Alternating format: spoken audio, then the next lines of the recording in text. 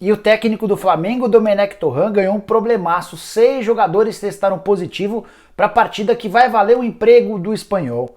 No vídeo de hoje do canal do Nicola, te dou todos os detalhes sobre essa situação. Quero te falar também sobre Daniel Alves fora do jogo mais importante do São Paulo na temporada contra a LDU, e no seu dia de folga ele apareceu batucando. Logo, Daniel Alves que tem um problema no braço direito. Para completar, quero te falar sobre Menin. O investidor do Atlético Mineiro teria ficado bravo porque o Galo tentou a contratação do Thiago Neves? E que história é essa de que Luan pode pintar no Galo? Também te conto detalhes sobre Casares, que pode ser anunciado ainda nesta segunda-feira no Corinthians. E para completar, informação importante sobre a Globo. Boa notícia para a principal emissora que transmite o futebol brasileiro.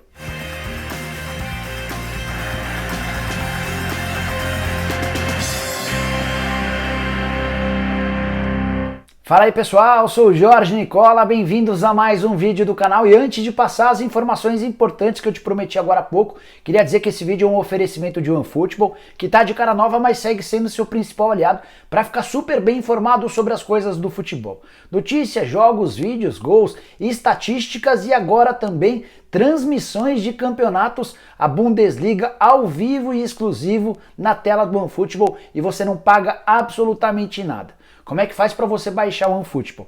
Vou deixar na descrição desse vídeo um link, você clica lá, baixa para qualquer celular, não vai gastar nada, vai conferir, por exemplo, Bayern de Munique, Borussia Dortmund, as grandes revelações do futebol alemão. Tem também alguns jogadores brasileiros bem importantes, como o Renier, o Matheus Cunha, o Paulinho, ex-jogador do Vasco da Gama. Todos esses atletas estão lá na Bundesliga e você acompanha a Bundesliga no OneFootball, o aplicativo que você precisa ter no seu celular.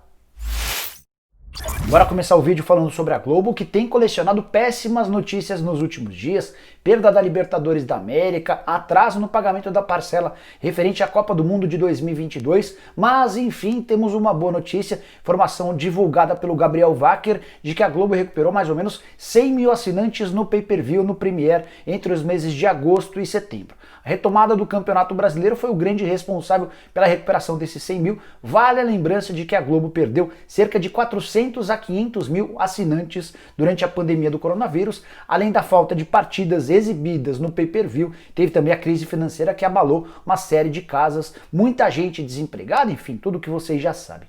Como é que a Globo recuperou esses 100 mil assinantes? Fazendo uma campanha muito forte de adesão, baixando os preços do pay-per-view. Hoje é possível pagar R$ 79,90 por mês para ter acesso a todo o pacote da série A e B do pay-per-view, e também por isso a Globo conseguiu essa recuperação de 100 mil assinantes. A meta até dezembro é recuperar 200 mil, ou seja, esses 100 mil representaram uma boa notícia para a Globo, mas também para os clubes. Afinal de contas, os times da série A do Campeonato Brasileiro vão ter a rentabilização em cima do pay-per-view de acordo com o faturamento da Globo. Quanto mais a emissora faturar com o pay-per-view, maior vai ser a grana dividida pelos clubes. Vale a lembrança de que essa divisão vai atender a um número divulgado ou fechado na temporada passada. Cheguei a te explicar com detalhes num vídeo, mas vou fazer um resumo agora. No ano passado, a Globo fez uma campanha de conscientização para que todos os assinantes divulgassem e informassem a Globo o time que torciam.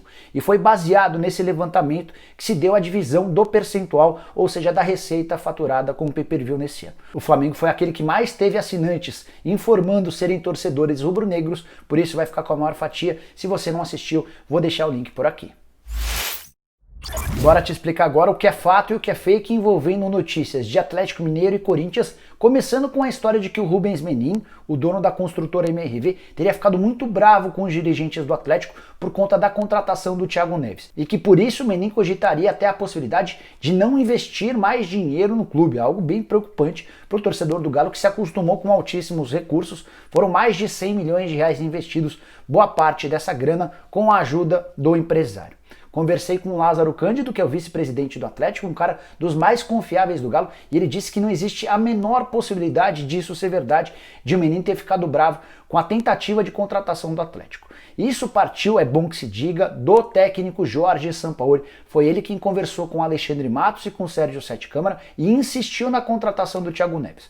O presidente e o diretor executivo de futebol do Galo afirmaram ao Sampaoli que essa contratação não daria certo, que teria problemas, porque o Thiago Neves, enquanto jogou no Cruzeiro, cansou de provocar, de xingar, de falar as coisas mais horríveis possíveis do Atlético Mineiro. O Sampaoli insistiu, cobrou, chegou a ameaçar mais uma vez talvez entregar o cargo caso não atendessem ao pedido dele. E então o Sérgio Sete Câmara e o Alexandre Matos decidiram por fazer a contratação. O fim todo mundo já sabe, a torcida rejeitou o nome do Thiago Neves e o Galo precisou voltar atrás. Inclusive essa história pode terminar nos tribunais. Nos últimos dias o Thiago Neves enviou uma notificação extrajudicial ao Atlético, sinalizando com a intenção de processar o clube em 20 milhões de reais, pedindo reparação por conta do não acordo. Enfim, história sem pé nem cabeça, não vai dar em nada, mas de qualquer maneira, a partir desse episódio surgiu a notícia de que o Menin teria ficado bravo, porque seria radicalmente contrário à chegada do Thiago Neves.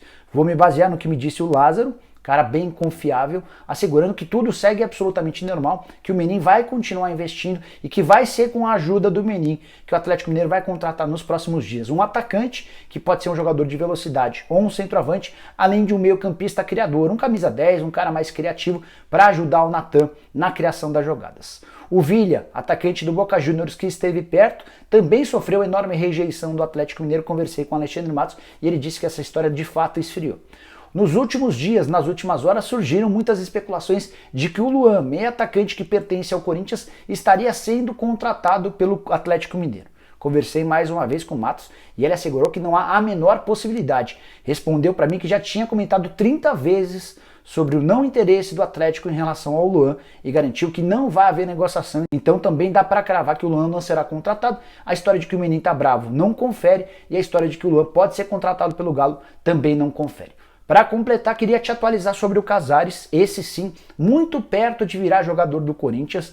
Já te contei no vídeo desse sábado e também no vídeo do domingo que o Casares e o Corinthians se acertaram. Em relação ao equatoriano e ao Corinthians, salários, tempos de contrato, luvas, estava tudo redondo. Faltava apenas um acordo em relação à rescisão do contrato do Casares com o Atlético Mineiro. O vínculo termina em dezembro desse ano, ou seja, restam 3 meses e pouco, 10 dias, alguma coisa assim. Tem também férias, 13º. Conversei com o Matos antes de gravar esse vídeo e o Matos já dá o jogador como atleta do Corinthians. A frase do Alexandre Matos é a seguinte: ele vai para o Corinthians. Amanhã, no caso hoje, segunda-feira, mato isso. Não tem dinheiro envolvido. Então é o Matos descartando a possibilidade de o Atlético Mineiro cobrar uma grana do Corinthians pela rescisão do contrato. A única coisa que resta e vai ser resolvida nessa segunda-feira na reunião entre o Matos e o Casares diz respeito a salários atrasados. O Casares ganha 450 mil reais por mês e tem pelo menos 2 meses de salários, além de direitos de imagem pendentes. O Galo pode propor ao Casares que ele abra mão dessa grana e aí vai depender de um acordo para que o martelo seja batido. Mas o Corinthians está bem confiante e o Atlético já fala que o Casares será jogador alvinegro e a tendência é que isso aconteça nas próximas horas. O Atlético economiza os meses de outubro, novembro, dezembro, férias, 13º proporcional e um pedacinho do mês de setembro, uma economia de quase 2 milhões de reais. Bora falar agora sobre uma polêmica gigante da noite desse domingo que envolveu o Daniel Alves. Primeiro eu quero te contar que o São Paulo já desembarcou em Quito, desembarque que ocorreu na noite desse domingo. Conversei com um membro da comissão técnica do São Paulo que acompanha o tricolor durante essa viagem. Jogo de terça-feira contra a LDU é o mais importante da temporada até aqui. Isso porque o São Paulo vai precisar vencer o time equatoriano se quiser chegar à próxima fase, a fase de mata-mata da Libertadores. Se não vencer a LDU, vai ter de ganhar na próxima semana do River Plate na Argentina, certamente um páreo bem mais complicado. Mas voltando ao caso do Daniel Alves, porque que ele se tornou a polêmica do domingo. O Daniel tá fora, ele se machucou no dia 26 de agosto numa partida contra o Atlético Paranaense, ele contundiu o antebraço direito. Precisou inclusive passar por uma cirurgia, colocou uma placa no braço e tem volta marcada apenas para o jogo contra o River Plate, não está com a delegação no Equador. E enquanto os atletas viajavam para Quito, o Daniel Alves fazia uma festa em casa com alguns amigos e direito à música ao vivo, feita pelos próprios amigos do Daniel Alves e pelo jogador. E o Daniel Alves é visto em várias imagens tocando com o braço direito, o mesmo braço que o impede de atuar contra a LDU. Como eu te contei, conversei com uma pessoa da comissão técnica do São Paulo para saber se o tricolor ficou ofendido, ficou bravo com essa situação, e a pessoa disse que não, o Daniel Alves tem direito a fazer aquilo que quiser no seu dia de folga. Beleza, correto. Só que a interpretação do torcedor do São Paulo foi a pior possível e acho absolutamente pertinente. Se o Daniel Alves não tem condição de jogar, beleza, não viajar. Eu até acho que na condição de líder, de alguém que ganha 1,5 milhão de reais por mês, ele poderia viajar, emprestar um pouquinho da experiência dele, mas acho que não dá para cobrar isso do jogador. Seria ele que teria que se oferecer para fazer isso. Beleza, não viajou? Ok. Mas receber pessoas em plena época de pandemia em casa, para fazer som ao vivo, já acho preocupante. Afinal de contas, o coronavírus está aí ameaçando todo mundo. Para piorar, já que ele queria fazer um som, ele poderia convidar as pessoas para fazerem som, mas não precisava tocar, não precisava usar o braço direito. Até que ponto isso pode adiar a volta dele? Não, não pode adiar. É natural que ele esteja à disposição para a partida da próxima quarta-feira contra o River Plate, jogo na Argentina. Mas o Daniel Alves pisou na bola, não precisava. A imagem que ele pode passar ao torcedor, tocando, se animando, curtindo uma festa, é de que não está muito preocupado com o principal jogo do São Paulo na temporada. E um cara líder, um cara que tem a taja de capitão, um cara que é o mais importante do atual elenco, manda uma mensagem extremamente negativa para o torcedor do São Paulo. Até por isso ele virou trending topics, esteve entre os assuntos mais comentados da noite desse domingo. Não é uma imagem positiva. Isso pega a mão, inclusive, no vestiário para os chefes dele, o Raí e o Alexandre Pássaro, que já tem fama de serem caras muito bonzinhos, muito tolerantes e que não se impõem. Daniel Alves pisou na bola, vai ter a oportunidade de se recuperar na partida contra o River Plate, mas com 37 anos de idade e com todos os títulos do currículo, o Daniel Alves não precisava passar por isso. Nada é tão ruim que não possa ficar pior. Esse pode ser o lema de Domenech Torrent, técnico espanhol que quase foi demitido na última quinta-feira, depois da derrota do Flamengo por 5-0 para o Independiente Del Valle. Conseguiu escapar da demissão graças a Marcos Braz, o vice-presidente de futebol do clube. O Braz até deu uma entrevista durante o fim de semana, entrevista em que ele chegou a gaguejar, enfim, passado. Quero te falar agora sobre o jogo de terça-feira. E por que eu disse que nada é tão ruim que não possa ficar pior? Porque na noite desse domingo o Flamengo confirmou 6 casos de coronavírus entre o elenco do Flamengo. São atletas que não estarão à disposição no jogo contra o Barcelona, ficam fora também no jogo contra o Independiente Del Valle na volta, jogo marcado por Maracanã, não enfrentam o Palmeiras e vão correr o risco de, inclusive, não jogarem contra o Atlético Paranaense no dia 4 de outubro pelo Campeonato Brasileiro. São eles, os atacantes Bruno Henrique e Michael, os laterais Isla, Felipe Luiz e Mateuzinho, além do meio atacante Diego Ribas. 6 desfalques importantes, o Bruno Henrique titular, o Felipe Luiz também, o Isla da mesma forma, o Diego vem jogando com alguma frequência e o Mateuzinho seria a opção para a lateral direita no lugar do Isla. Dessa maneira já são 11 os problemas e desfalques para o Dome na partida contra o Barcelona de Guayaquil, que é o pior time do grupo, segue sem qualquer ponto depois de 3 rodadas. São 6 jogadores com coronavírus, além do Gustavo Henrique, que está suspenso, e de mais 4 jogadores machucados. Diego Alves, Pedro Rocha, Gabigol e João Lucas. Até por isso, dos 25 atletas que estavam à disposição na delegação, somente 17 estão aptos a jogar na terça-feira contra o Barcelona em Guayaquil. O Domenech Torrent tem nesse momento apenas 3 atacantes à disposição. O Pedro, o Vitinho e o Lincoln. São 2 meias apenas, o Arrascaeta e o Everton Ribeiro. 3 zagueiros, número extremamente na conta. O Rodrigo Caio, o Léo Pereira e o Tuller. 4 volantes, Thiago Maia, William Arão, Gerson e Gomes. O Gerson também pode ser utilizado como meia, né? Mas vou colocá-lo como volante. 2 laterais esquerdos, o René e o Ramon. Além de 3 goleiros, tá? Essa é a conta do Dome. O Flamengo está trabalhando nos bastidores para conseguir embarcar alguns jovens atletas das categorias de base para reforçar o elenco nessa segunda-feira. Você pode estar se perguntando também sobre a situação dos 6 atletas com coronavírus. Eles estão no Equador, não se sabe ao certo quando eles pegaram o coronavírus.